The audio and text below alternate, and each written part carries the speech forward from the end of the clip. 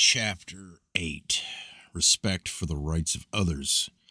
Do not enter a house other than your own uninvited, and if you have a position of power, do not use it to gain entry into the house of another.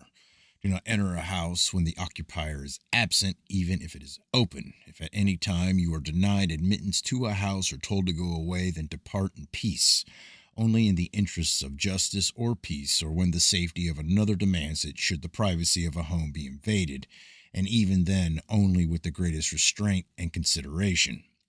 However, if a house is abandoned or empty, there is no harm done if it is entered for shelter, but it should not be damaged willfully. Nothing established by the hand of man should be damaged unless it causes harm or inconvenience which outweighs its usefulness. When a guest within the house of another, treat his family with respect and his possessions with care. If you damage anything belonging to him, make proper and full restitution.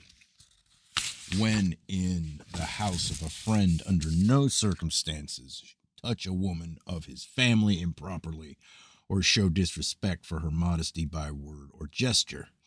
Note the way a man conducts himself in his own home, for this reveals not only his own character, but also the character of his womenfolk. If a man greets you with courtesy, then answer him in the same manner, for surliness displays a weakness of character. If a man in difficulty seeks your aid, cheerfully grant him whatever assistance you can. If advice or information is yours to give, do not withhold it when requested, but never press advice upon another.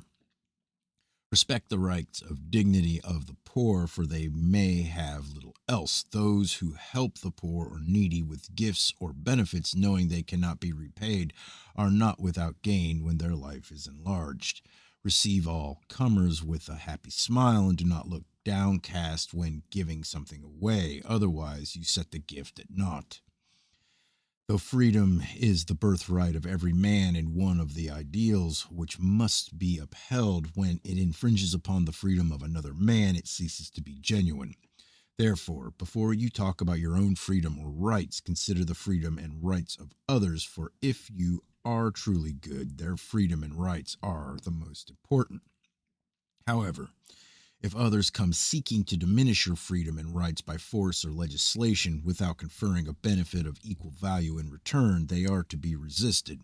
But bear in mind that true freedom is another of the sublime qualities unattainable on earth, where, though man may aspire to it and must, it is restricted by earthly conditions requiring service, duty, and obligation.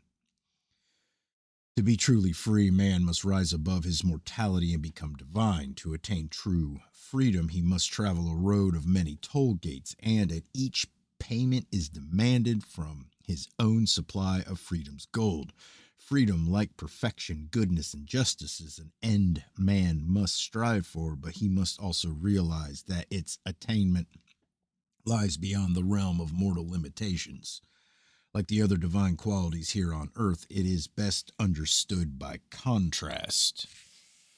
Duty, obligation, and service are the three inescapable elements of life. On the road to divinity, they are the three burdens which have to be carried every step of the way. They cannot, of course, be without purpose, and so are also the great stimulants without which man cannot be sustained in his ascent.